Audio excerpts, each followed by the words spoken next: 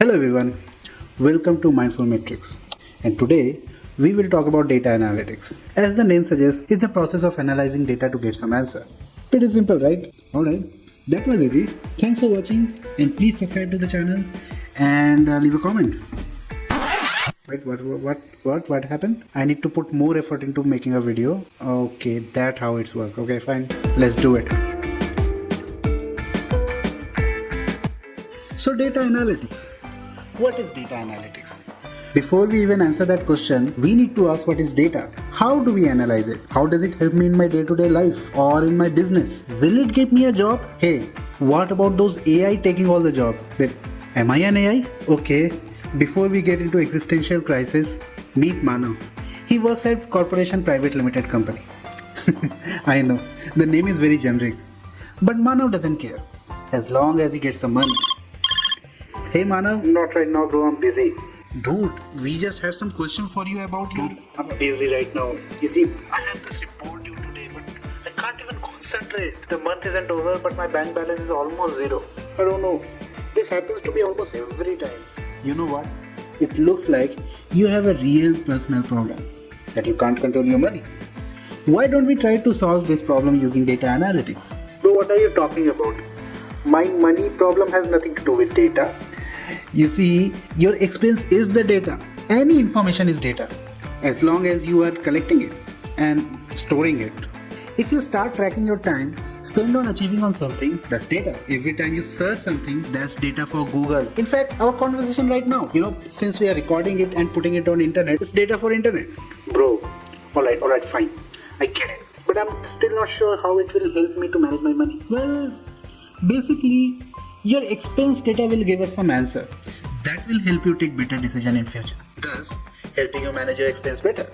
You see folks, data analytics is all about getting information from data that helps us to answer some question. A product company can use it to answer who will buy its product and who won't. A social media company uses it to answer who are using its platform. A YouTuber uses data analytics to get better understanding of their audience.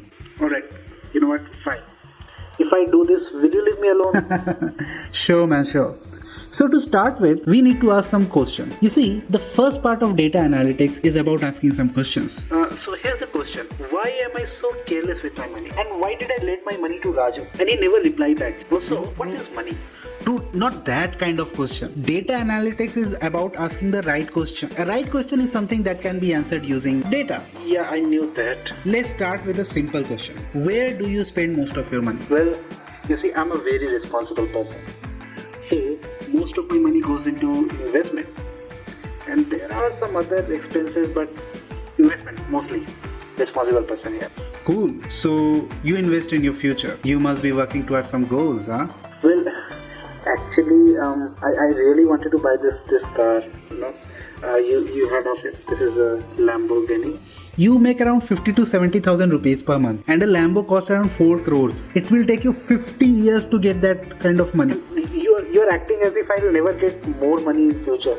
I can make more money. What about all the investments? But I get it. Yeah, you are right. How about something realistic? I really want to buy a house. I'm sick of paying this high rent. You know what? 20 lakh would be enough for me to get started. Well, that's more realistic. So now we need to make sure you are able to save and invest enough to get to the mark of 20 lakhs. That means our goal is to make sure you spend your money towards your goal rather than wasting on things that you don't need. Sure. Cool. So now we have a better understanding of the problem in hand.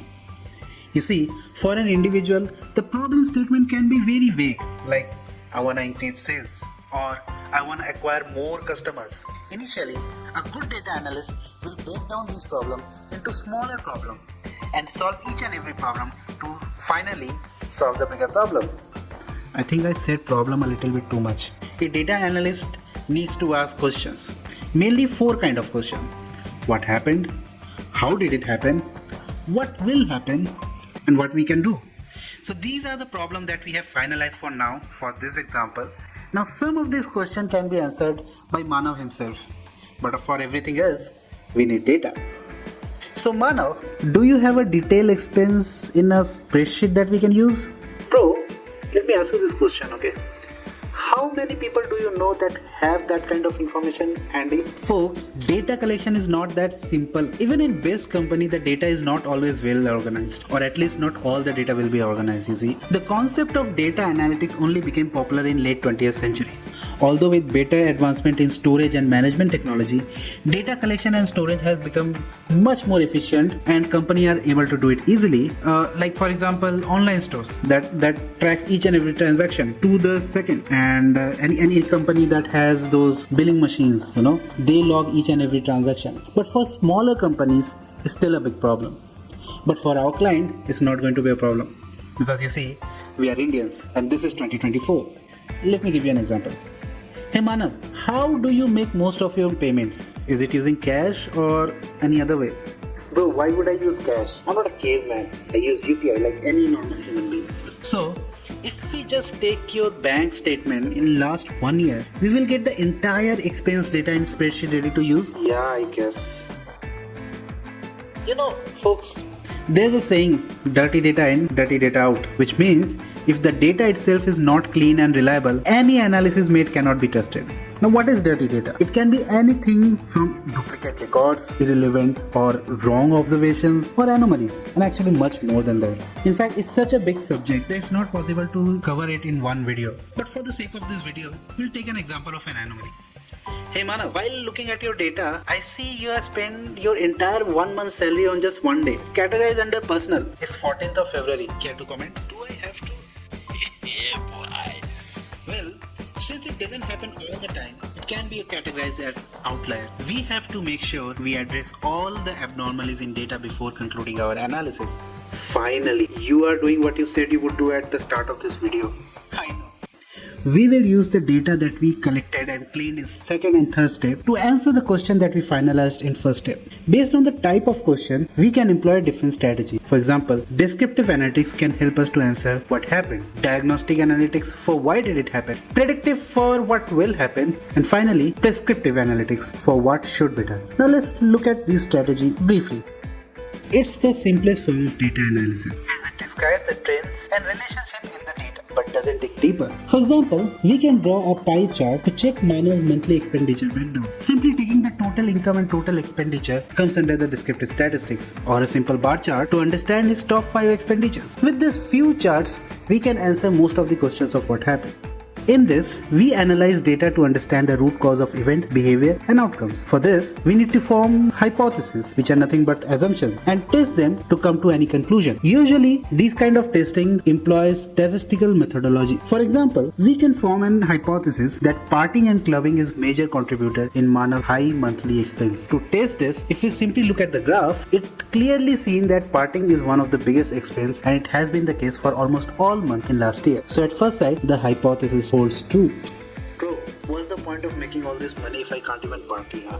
That's okay, dude. I'm not here to tell you what to do, okay? I'm just here to analyze your data. You know what, bro? I don't know why, but I hate you right now. Cool. Let's move to the next step, the predictive analytics. Well, this is where data analytics shines. This is where most of the clients will pay you the big bucks. Predictive analytics is a big subject, and it is what led to the development of advanced machine learning and has been the basis for AI. I mean, in simplest form, AI always tries to predict human behavior. That's basically predictive analytics. For our problem in hand, we will use something called time series forecasting to predict future income and expenditure based on past behavior of Manav. This will give Manav a glimpse of what can happen and act as a benchmark so that he can work smartly to actually take decision for a better future. Bro, that was amazing, and also so much information. How am I supposed to remember all this and use it for my future endeavor? Well, that's where we move to our final step, visualization and communication. It makes all the effort put in by data analysts useful to the client. Also, this is the part where we do prescriptive analytics. We usually do it using our dashboard. The dashboard helps clients to do a lot of prescriptive analytics on its own. We'll use simple Excel, which is perfect for small datasets, fast enough, and can be accessed easily. For example, the dashboard that we have in hand, we can see Manav's total income and total expenditure at the top. We also see something called income to expense ratio and saving rate, which are mostly in red zone for most of the months. So Manav needs to work on that and make sure that these comes to green zone so that he can achieve his goal. Also, parting has been at the top for most of the cases. And finally, we have the forecasting of his expenditure. Predicted expenditure in future is more than increasing predicted income. So he needs to really work on his wasteful expenditure and bring this down. So Manav, I hope you have some understanding of data analytics now. Hopefully you'll be able to manage your money better. Well, I had no idea. I always thought that data analytics is only for big companies and big businesses. But it has uses in daily life as well. That was good to know. Hey, as long as you have the data, you can use it to make things better. Actually, that can be a good slogan. Analytics makes things better. Yeah, that's not rhyming. You should think of a better slogan next time. How about we leave that to our viewers? They can comment their own slogans. Well, that's lazy writing. So now that this is sorted, do you want to get back to your report? By the way, what do you do? Come on, give us some insight to your corporate world. Well, sure man. I work as a data analyst.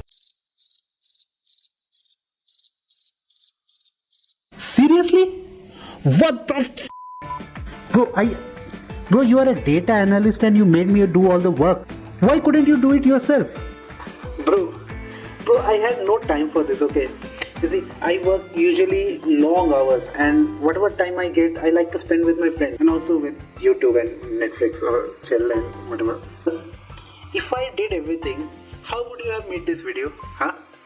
I actually gave you a purpose, so you should be thanking me, okay? I can't even control. Alright. So who gave you a job and how did you get a job? Well, bro, I actually took some courses online to understand the basics of data analytics. Actually, you know what? Although courses are good for basic understanding, it was not enough for getting a job. I actually had to expand my resume with some relevant experience. Also, doing projects on my own gave me an edge as I was able to answer all the interview questions using examples from my own experience. So you are saying someone looking for a job needs to add relevant project in their resume and do some courses to get a job? Yeah. In fact, I would say projects are more important because they give you practical knowledge. In fact, if someone can have their projects on GitHub or maybe they can publish some dashboards like we created, that will actually help the recruiters to understand the skill set and skill level of. Where will someone get a project to work on if they don't even have any experience? They can work on hackathons. There are so many hackathons nowadays. You just have to search it on internet. But Kaggle is one of the most popular ones. So you get a job. What's next? Like, what kind of analysis do you do? I guess it is similar to what we did today. Well, you see, in bigger companies, data analytics is a bit complicated. For starters, we don't get all our data in one place, as we got from my bank balance. We actually have to work a lot to clean them and harmonize them. Before even we get into the data analytics part, the data collection and cleaning takes up a lot of time. And it's also very boring. You see, it takes a team of data analysts, data scientists, data engineers, business analysts to actually complete a project. While there are 2-3 managers overlooking our progress to make sure that we don't make any mistakes. There is a lot at stake here because even a small mistake can lead a company to lose millions. Yes, you heard me right. Millions. It has happened. Plus, our job is to help decision makers. So if we miss to address any important factor that can lead to wrong decision, and that would eventually lead to a loss. That's why even though AI has advanced so well and everyone is talking about AI all the time, the client actually never completely rely on AI to make their decisions. So a data analyst is always required. Wow, your job is not that easy, huh? No wonder data analyst and data scientist get so much salary. So folks, let's see what we have learned so far. We know that data is information stored in some form. It can be your bank statement, time spent in pursuit of a goal. It can be a sales information of a shop or ad campaign data on any social media. If we can store it and it's an information that can be used, well, you can call it data. We literally created the entire video of explaining how to analyze it. Although I understand it's a very small example and we just touched on each and every topics. In summary, these are the 5 steps that we need to do. Well, as we see in the example, a bank statement can help us to organize our expenses. Similarly, if someone is tracking their time somewhere, analyzing that can help them optimize their time management. Also in businesses, a product company can use sales information to set goals with forecasting future sales, optimize inventory, optimize the use of discount and other marketing strategies. Social media platform can use this data analytics to get more attention of people and show more ads. Of course, it will help you get job. Currently, if you just search data analyst for freshers, you will get more than 3,000 results in Naukri.com. And if you are able to improve your resume by working on some of the trending algorithms, job perspective increases exponentially. It is true AI does have an effect on job market, but it does not eliminate the need of a good data analyst or a good data scientist. You see, if you use AI properly, it can help you get better jobs and get better at your job.